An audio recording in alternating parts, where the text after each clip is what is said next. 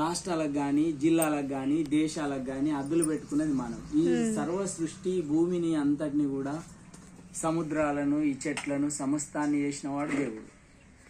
దేవుడు అంటే యేసయ్య.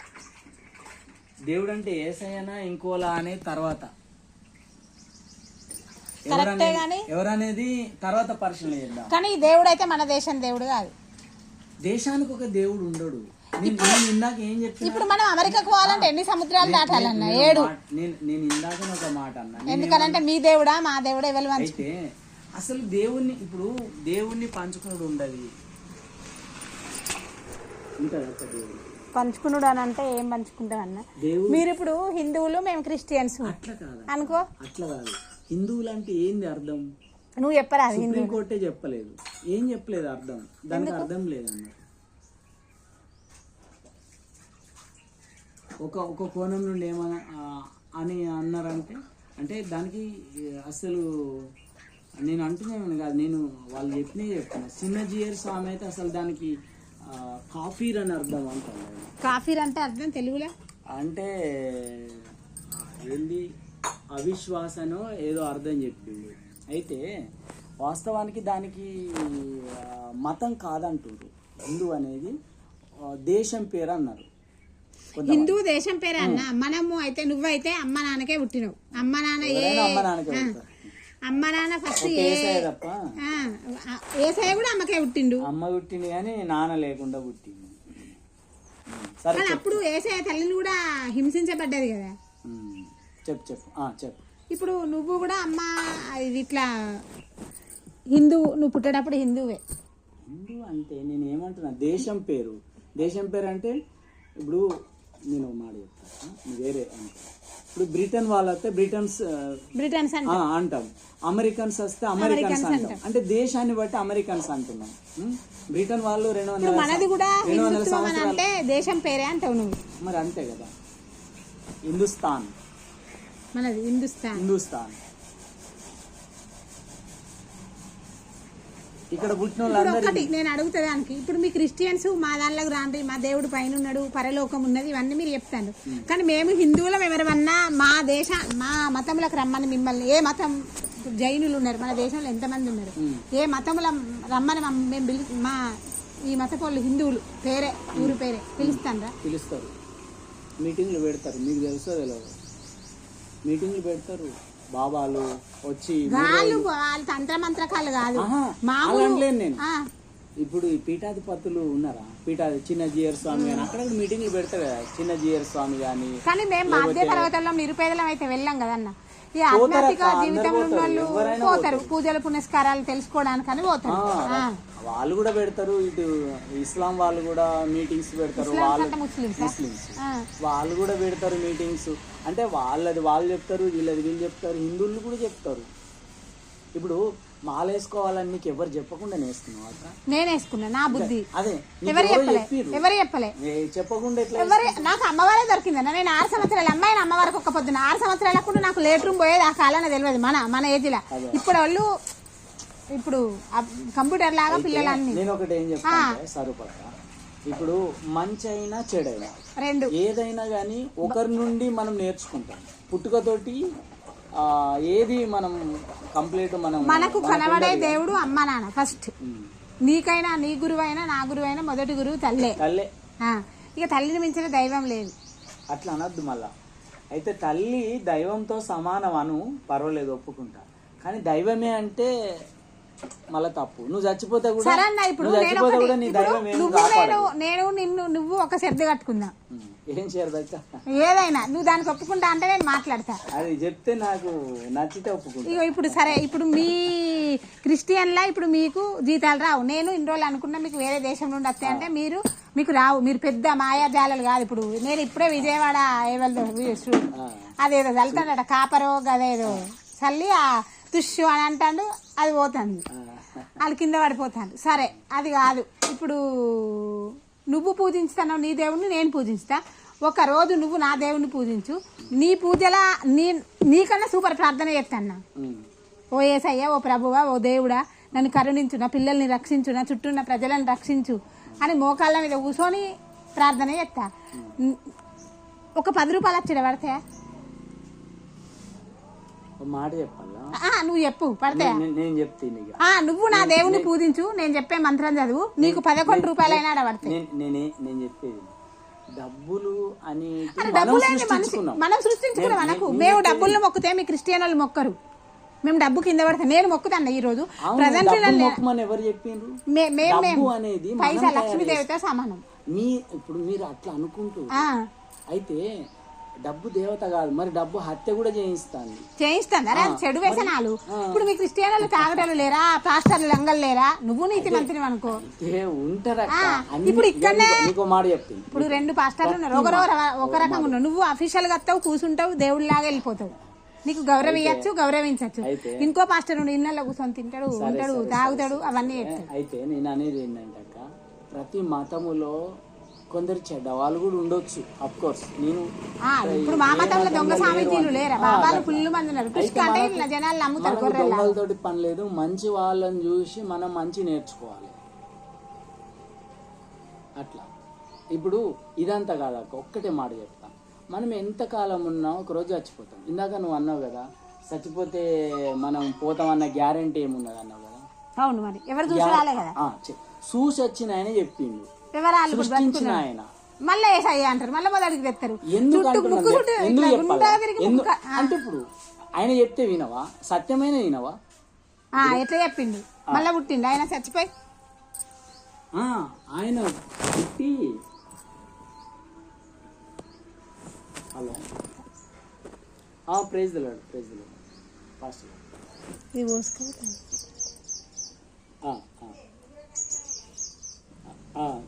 వచ్చినా పాస్టర్ గారు, ఇక్కడనే ఉన్నా, రండి.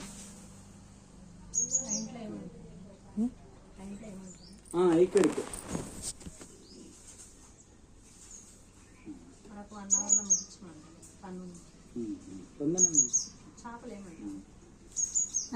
ఇల్లు ఇంట్లోకి మారుతాను.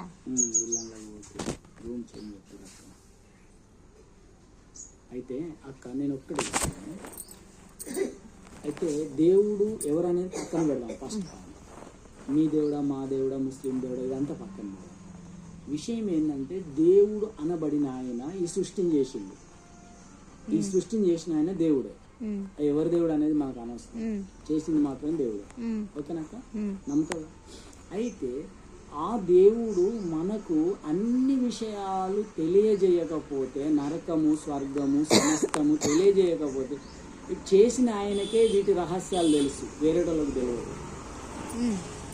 ఇప్పుడు ఒక వస్తువును సృష్టించిన ఆయనకు తెలుస్తుంది దాని గురించిన పూర్తి.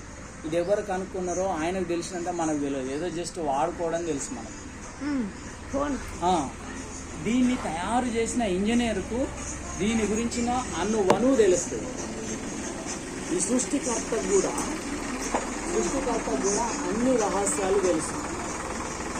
ఓకే. అయితే అవి మనుషులకు చెప్పకపోతే దేవుని తప్పైపోతుంది. అన్ని చెబుతాడు దేవుడు, చెబుతుండు, అన్ని చెప్తుండు. పాటించకపోవడం నీ ఇష్టం బిడ్డ. చనిపోయిన తర్వాత నరకం ఉంది, స్వర్గం ఉంది అని దేవుడు తెలియజేస్తా ఉన్నాడు. కాబట్టి ఇప్పుడు చనిపోయిన తర్వాత తెలుస్తుంది. స్వర్గానికి పోయిన వాళ్ళు స్వర్గం అనుభవిస్తారు, నరకానికి పోయిన వాళ్ళు నరకం అనుభవిస్తారు. అయ్యో ఇట్లా ఉంటుందని మేము అనుకోలేదు అరే అని బాధపడితే అప్పుడు దిద్దుకోవడానికి అవకాశం ఉండదు. అదన్నమాట. అందుకు ఇప్పుడు మీరు సూర్యుడు మాకు సూర్యుడు కనిపించే దేవుడు చంద్రుడు అని మేము మొక్కుతాం. మీరేమంటారు? అది అదొక గోళం, అంటే అదొక అగ్నిగోళం, ఇదేమో చంద్రుడిని ఏమంటారు? అదో గ్రహం అంటారు. మొన్న సునీత విలియం పోయి వచ్చింది. 6 నెలలు ఉంది. ఆ రాకెట్ ఫెయిల్ అయితే మళ్ళీ పోయింది. ఆమె పోయేటప్పుడు వినాయకుని ఉంగరమును వినాయకుని ప్రతిమ భగవద్గీత తీసుకొని పోయింది.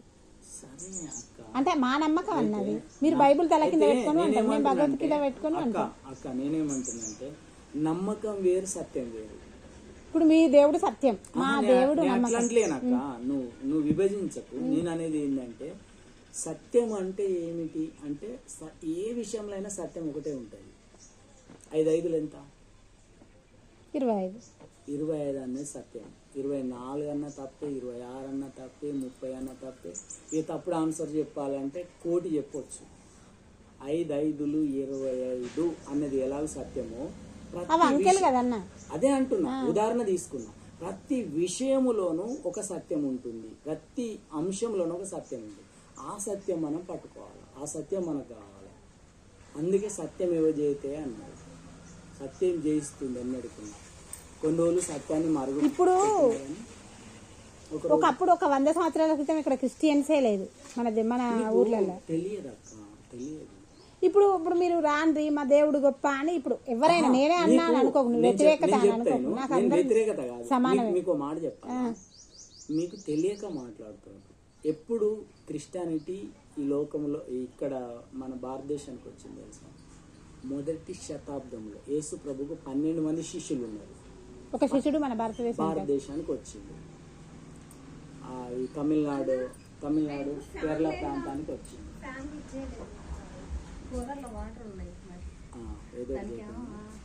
ఆయన మొదటి శతాబ్దంలో వచ్చింది. అంటే శత అంటే 100 అక్క, తెలుసు. శత అంటే 100.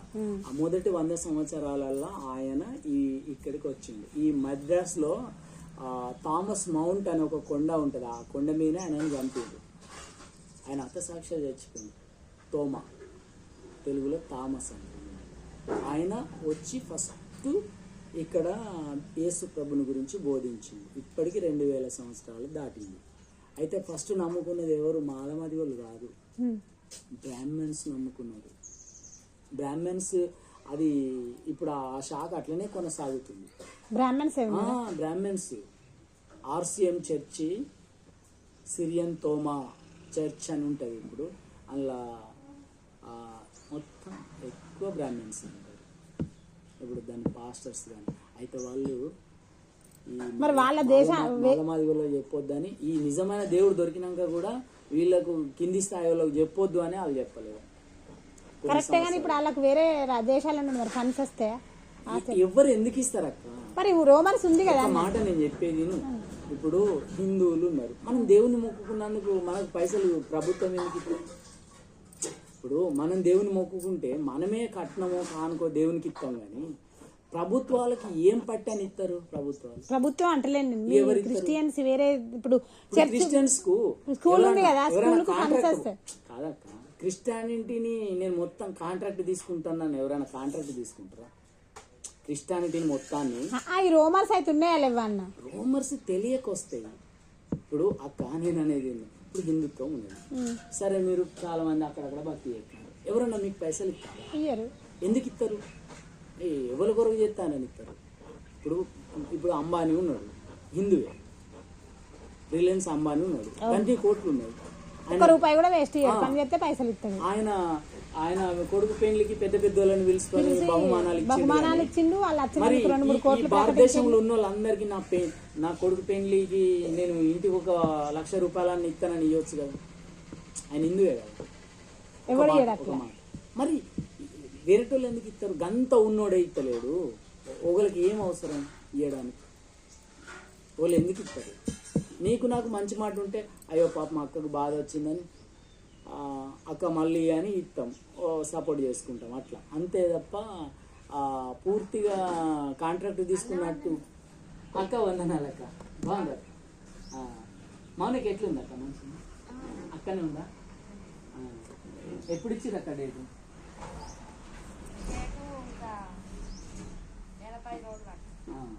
ప్రార్థనలు చేస్తున్నాం అక్క, రోజు ప్రార్థనలు పెడుతున్నాం. ముగ్గురు, మా కూతురును ఈ షారా, మీ కూతురు మౌనిక. షారా అంటే ఎవరండి? మోహన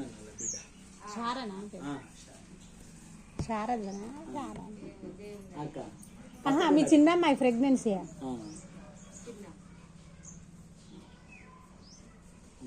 బాగున్నారు అక్క. సరే మీరు కూడా చేయండి, మేము కూడా చేస్తాం. అయితే మనం ఎన్ని భూమి మీద మాట్లాడుకున్నాక చచ్చిపోవడైతే గ్యారెంటీ. చచ్చిపోతాం ఏదో ఒకటి, ఎవరైనా చచ్చిపోడు. పోగేసి ఇవన్నీ చెప్తాను, నువ్వు బతుకుతావా? ఎవరు బతుకుతారు అంటున్నా. అందుకే నేనే పడుతున్నాను, నీకంటే ముందు నేనే చెప్పవాలి. అది చచ్చిపోవడైతే చచ్చిపోతాం. చచ్చిపోతే ఈ ఈ లోకానికి మనకి ఏం సంబంధం, బంధం తెగిపోతుంది. మరి ఆ లోకం మనం పోయిన తర్వాత అగ్నిగుండంలోకి పోతే నేను బతికిన బతుకు అర్థం ఏంది?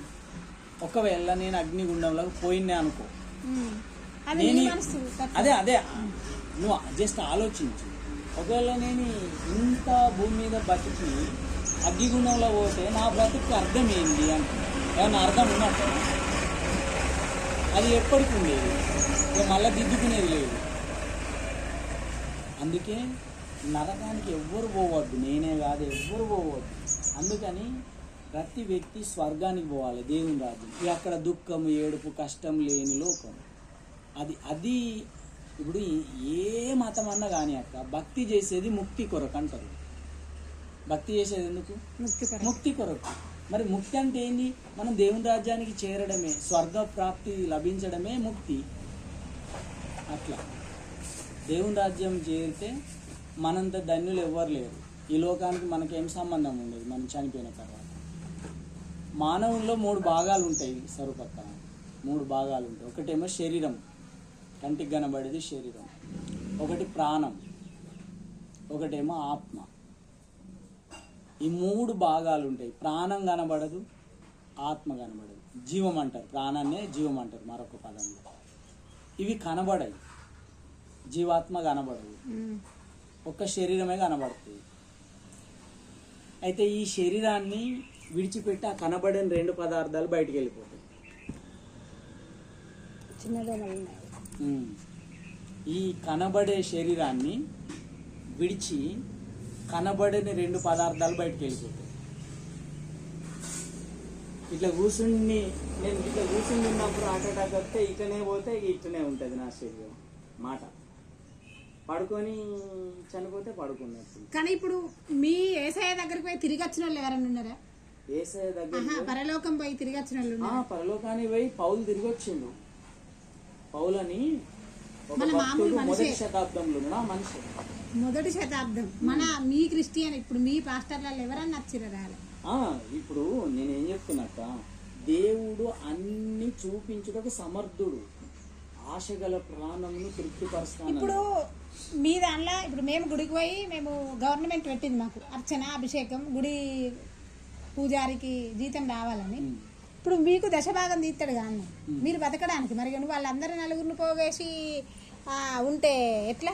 నీకు కడుపు, తిండి, భార్య, బిడ్డ, నువ్వు సాయంత్రం పోతే నిద్రించడానికి కరెంటు, ఫ్యాన్, సుఖ జీవితం అయితే నైట్ కావాలి కదా నిద్రకు. ఇప్పుడు నిద్ర పోతేనే కదా నువ్వు తృప్తిగా నువ్వు వీళ్ళకి 4 పాఠాలు చెప్పేది. మళ్ళీ అర్ధరాత్రి అయినా నువ్వు రావాలి డాక్టర్ లెక్కన.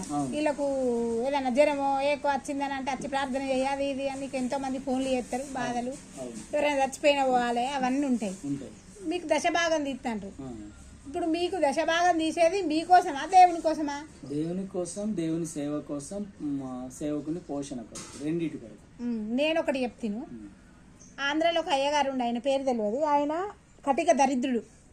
ఆ దరిద్రుడు రోజు లలితా సహస్రనామం నేను చదివేది చదివి చదివి చదివి ఒక 20 ఏళ్ళు అయిందన్న. తిండికి లేదు. 6 రోజులు 8 రోజులు 2 భార్య భర్తలు, ఏక వస్త్రం, ఒకటే వస్త్రం అప్పుడు కట్టుకున్నాడు. నీకు తెలుసు ఏక వస్త్రం అంటే. కట్టుకొని పూజ చేసి సొమ్మసిల్లిగా చనిపోతారు. ఇక 5-6 రోజులు అన్నం నీళ్లు పానీయాలు రోజు అమ్మవారికి నీళ్ళే నైవేద్యం పెడతాండి. ఇదే ఉండేదని ఆఖరికి ప్రాణం పోయే టైంకి ఇట్లా అందుకొని మంచినీళ్ళు తాగిచ్చింది. అది నమ్మాలి. ఆ రోజు నుండి ఆయనకు తిరుగులేదు. ఇప్పటికీ నీ పోయిన జన్మల పాపాలు అయిపోయినాయి, నువ్వెవరికి ఏం పెట్టలేదు అని అన్నది. అయితే నేను అట్లా మిరాకిల్ జరిగిందంటే నమ్మనని నేనేమనను. జరుగుతాయి మిరాకిల్స్. ఎందుకు జరుగుతాయి అంటే ఈ లోకంలో 2 శక్తులు ఉన్నాయి. ఒకటి దైవ శక్తి ఉన్నది, ఇంకొక శక్తి కూడా ఉన్నది, దుష్ట శక్తి అంటారు. అంటే మా దేవుళ్ళు దుష్ట, మీ దేవుళ్ళు అని అంటలేను. 2 కనబడని శక్తులు ఉన్నాయి అంటున్నా. మీ దేవుళ్ళు మా దేవుళ్ళు అంటలేనక్క. అయితే ఇప్పుడు వెలుగు ఉన్నది, చీకటి ఉన్నది, సూర్యుడు చంద్రుడు. అయితే పొద్దున దాకా చీకటి ఉన్నా బ్రతకలేము, అయితే పొద్దు ఎప్పుడు వెలుగున్నా బ్రతకలేము. అయితే ఈ 2 శక్తులు ఉన్నాయి. అందుకే ఇప్పుడు మానవుని లోపల 2 రకాలైన తలంపులు ఉన్నాయి. వానిలోనే మంచి ఉంది, వానిలోనే చెడు ఉంది. అవును. మరి ఒకసారి క్రోధుడు అవుతాడు కదా నీ కొడుకు.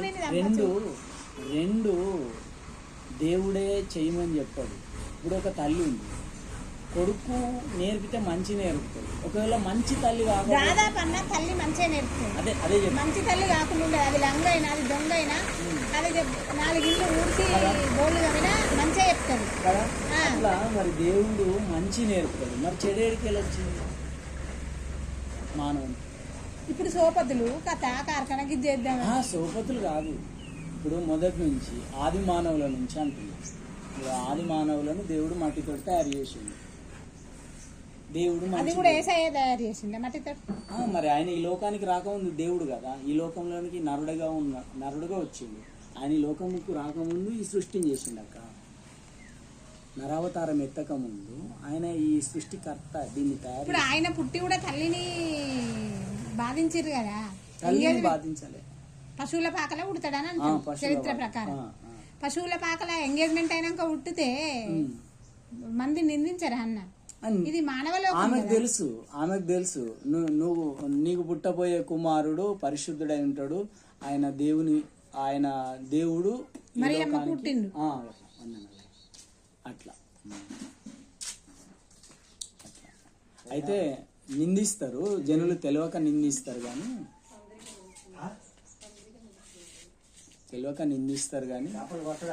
తెలిసి ఏం నిందిస్తలేమన్నా. మేము మొక్కం అంతే, అదొక చరిత్ర. మాది మీరు చరిత్ర అనుకున్నట్టు మీది మేము చరిత్ర అనుకుంటాం అంతే. ఇప్పుడు నువ్వు చరిత్ర అంటే ఏంటి తెలుసా అక్క? హిస్టరీ అంటే జరిగింది చరిత్ర. అయితే నేను చెప్పేది నువ్వు వేరే విధంగా తీసుకో. అయితే జరగని వాటిని, చరిత్రలో లేని వాటిని సృష్టించడం ఏంది అంటే అవి పురాణాలు అన్నారు. లేని ఎందుకన్నా ఇప్పుడు రామాయణం నిజం కాదు అని ఇదివరకు దాకా కొట్టుకున్నారా.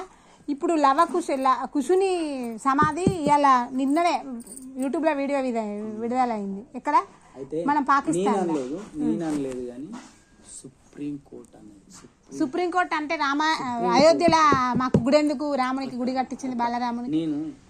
నేను అనట్లేదు, సుప్రీంకోర్టు అంటుంది అసలు చరిత్రే లేదు, ఇదంతా కూడా మేము సృష్టించిందే. మానవులు మీరంటే సరే. ఇప్పుడు కుశుని గుడి సమాధి అని రాసుంది గిట్లా.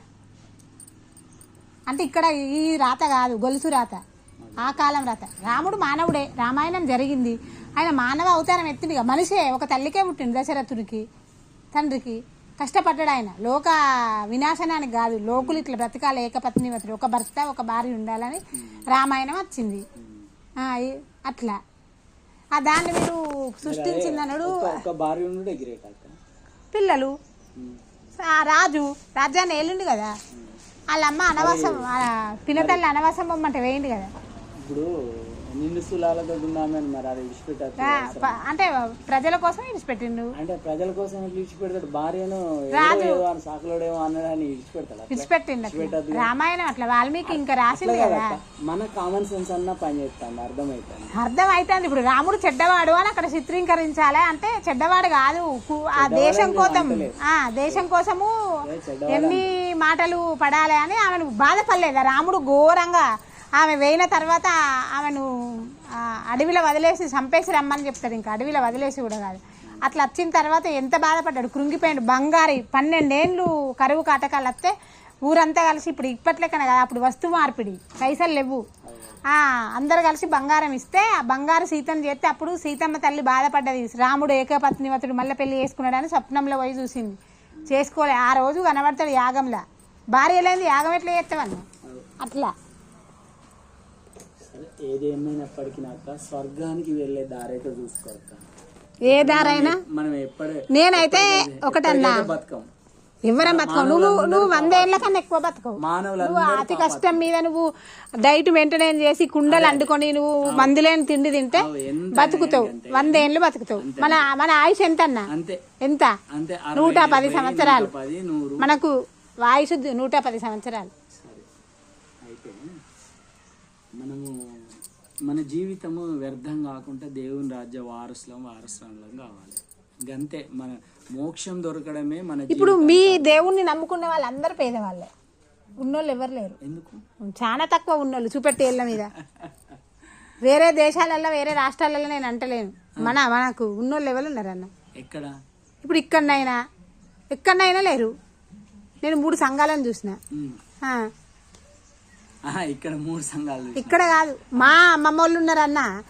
మా అన్న నమ్ముకొని ఇప్పుడు హిందువులకు, మా అమ్మకు తెల్లకొరుగు పెట్టడానికి హిందువులకు వచ్చింది అయ్యగారు వస్తే.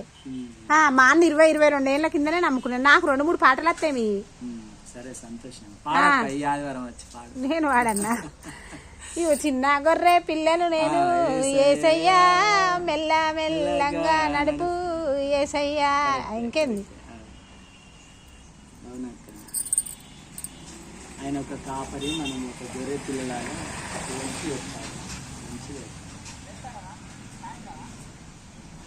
అయితే ఆస్తిపాస్తులు అనేవి అట్టయిపోతాయి. ఆస్తిపాస్తులు రాజులు బీదవాళ్ళు అవుతారు, బీదవాళ్ళు రాజు. ఒక్కటన్నా కష్టే ఫలి. ఇప్పుడు నువ్వు కడుపు కోసం వీళ్ళందరినీ పోగు చేసి 4 ముచ్చట్లు చెప్తాను. ఇప్పుడు ఇది కొట్టుకుంటాడు చూడు. మొన్న హుజరాబాద్లో మేము మా చిన్నమ్మల ఇంటికి బొడ్రాయి పెట్టుకుంటే పోయినాం. వాడు బీటెక్ చేసిండు ఇట్లా పెద్దమ్మలోడు. అలా కొడుకు కర్రిస్తే అది ఇదేంటిది అది కొరుడా ఇచ్చి కొడుకుంటా అంటాడు. కొద్ది నవ్వుడుగా అందరం కలిసి వదిలేరా, ఆడ చదివినోడు ఎట్లా కొట్టుకుంటాడు అని అంటే వదిలేసిండు. ఇది మా కళ్ళతో నిజంగా నేత్రాలతో చూసిందన్న, అది నగ్న సత్యం. అయితే నీ వృత్తి నువ్వు, నా వృత్తి నేనేం బట్టలు కుడతానని బట్టల గురించి అడుగు, బల్లలు చేస్తాడు అన్న.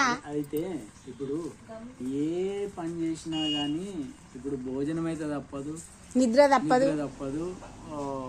ఇప్పుడు అనుదినం నీళ్లు పానీయాలు తప్పవు.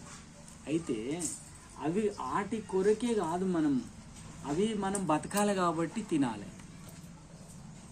అయితే ఇక్కడ ఏంటి అంటే ఇప్పుడు అవన్నీ కాదు, సరిపక్క క్రిస్టియన్లకు రావాలి. నేను దేవుణ్ణి తెలుసుకొని నా ముగింపు జీవితం మీ యేసయ్యతోటి మొదలు కావాలంటావు. మోక్షానికి వెళ్తే మంచిదే కదా. నన్ను నేను కిందికి వస్తాను, నీ దేవునితో మాట్లాడి వెళ్తా మోక్షానికి. మీ దాంట్లోకి వచ్చి ఒక 100 మందిని తీసుకొస్తా నాతోటి. మళ్ళీ నాకు జన్మం ఉన్నదని చూపెట్టింది. అయితే జన్మం ఉండదు అక్క. అయితే చనిపోయిన తర్వాత నేను దైవదూతనైనా భూమి మీదకి రావాలి కదా. మీకు ఇంకొక సత్యం చెప్తా. మనము చనిపోతున్నామా, మాట చెప్తాం. చనిపోతే మన జీవాత్మ వెళ్తుంది, స్వర్గలోకానికి వెళ్తుంది. అయితే యేసయ్య మళ్ళొస్తాడు భూమికి, 2nd టైం వస్తాడు భూమికి, ఇదే భూమి. ఒకసారి వచ్చిండు, మరియమ్మ కడుపులో పుట్టిండు, 33 సంవత్సరాల తర్వాత సిలువ వేయబడ్డాడు, సమాధిలో పెట్టబడ్డాడు, 3 రోజులు లేచి. మరి ఆయన ఎందుకు చెప్తలేవు కదా, ఆయన ఎందుకు కొట్టిరు, ఎందుకు సిలువేసి తెలుసా? ఈ మానవాళి అంత పాపం ఆయన మీద మోపుకొని నేను దేవుణ్ణి అని చెప్పుకున్నందుకే ఈ మానవుడు అయి ఉండి దేవుడు అని చెప్పుకుంటుండు. అదే నేను రాక్షసత్వం చూపించారు. ఏళ్ళను ఇట్లా చేతులు అది ఉంటది, నిజమేనా? అది నీతిమంతుడు అని చెప్పుకుంటుండు, దేవుడు అని చెప్పుకుంటుండు. ఈయనను చంపి కానీ మీ దానిలో కూడా దొంగ పాస్టర్లు ఉన్నారన్న, నువ్వు బాధపడవు. అయితే నేనే అన్నా కదా, అన్ని మతాలలో కొందరు మంచోళ్ళు ఉంటారు, కొందరు చెడ్డోళ్ళు ఉన్నారు. దానికి చెడ్డోళ్ళు చెడ్డ ఫలితం అనుభవిస్తారు, మంచోళ్ళు మంచి ఫలితం. ఇప్పుడు విజయవాడనే 2 పాస్టర్లు, రవీందర్ రెడ్డి ఇంకో రమేష్ అట, 2 అనుకుంటారు. ఘోరంగా యుద్ధమే, కేసులు, కోర్టులు. ఏదైనా ఉంటే సామరస్యంగా మాట్లాడుకోవాలి.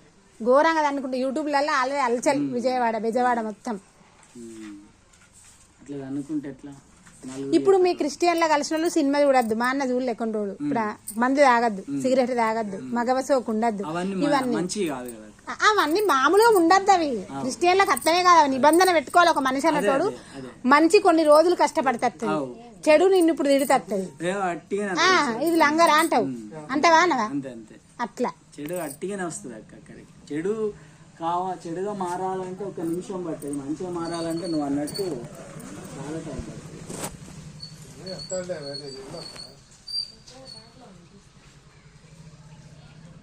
నాకు అది ఉంచుకొని గింతెత్తు పీట చేయరా అదన్న.